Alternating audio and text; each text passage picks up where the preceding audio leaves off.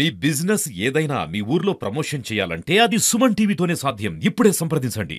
White discharge చాలా మంది మహిళలు ఏదో ఒక టైంలో ఈ వైట్ డిశ్చార్జ్ ప్రాబ్లంతో సఫర్ అవుతూ ఉంటారు. Hi, I'm doctor Yamuna, obstetrician gynaecologist from Visakhapatnam. ఈ వైట్ డిశ్చార్జ్ అనేది ఎప్పుడు నార్మల్, ఎప్పుడు అబ్నార్మల్ అనేది తెలుసుకుందాం. ఎప్పుడైతే ఈ వైట్ డిశ్చార్జ్ ఎటువంటి కలర్ లేకుండా, ఎటువంటి వాసన లేకుండా, ఎటువంటి దురద లేకుండా ఉంటుందో అది నార్మల్ కంప్లీట్లీ. ఈ నార్మల్ డిశ్చార్జ్ అనేది పిల్లల్లో ప్యూబర్టీ టైంలోని, పెద్దవాళ్ళలో అయితే ప్రెగ్నెన్సీలో, పీరియడ్స్ వచ్చే ముందు, ఓవులేషన్ టైంలో అనేది వస్తుంది. ఇది హార్మోనల్ చేంజెస్ వల్ల వస్తుంది. దీనికి అసలు క్వైట్ నార్మల్, దీనికి కంగారు ఏం పడక్కర్లేదు.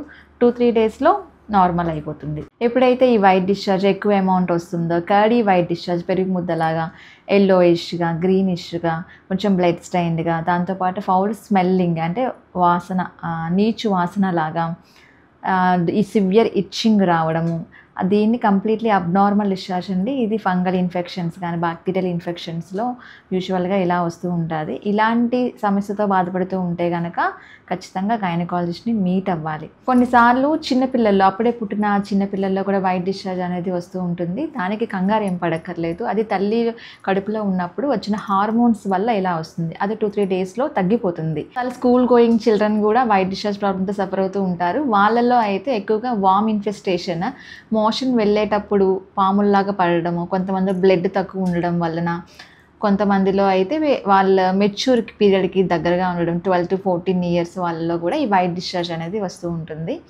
పెద్దవాళ్ళలో అయితే white discharge fungal infection, bacterial infection వల్ల వచ్చే ఛాన్సులు కూడా ఉన్నాయి.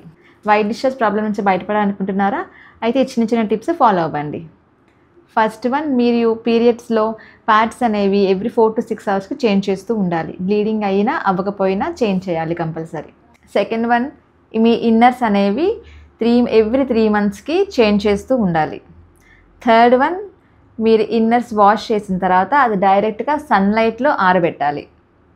ఫోర్త్ వన్, మీ వెజనల్ ఏరియాని డ్రైగా ఉంచుకోవాలి. ఫిఫ్త్ వన్, ఎటువంటి వాష్లు వాడకూడదు. ఆ వాష్లు వాడడం వల్ల గుడ్ బ్యాక్టీరియా అనేది తగ్గిపోయి ఇంకా ఫ్రీక్వెంట్గా వైట్ డిశ్చార్జ్ వచ్చే అవకాశం పెరుగుతుంది. చిన్న డైటరీ టిప్ కూడా ఫాలో అవ్వండి. ఎవ్రీడే మీ ఫుడ్లో కర్డ్ కూడా తీసుకోండి. ఈ కర్డ్ అనేది బాడీలో గుడ్ బ్యాక్టీరియాని పెంచి ఫ్రీక్వెంట్గా వైట్ డిశ్చార్జ్ అనేది రాకుండా హెల్ప్ అవుతుంది. థ్యాంక్ యూ అండి. ఇంకా మరిన్ని వీడియోస్ కోసం మా ఛానల్ని ఫాలో అవ్వండి.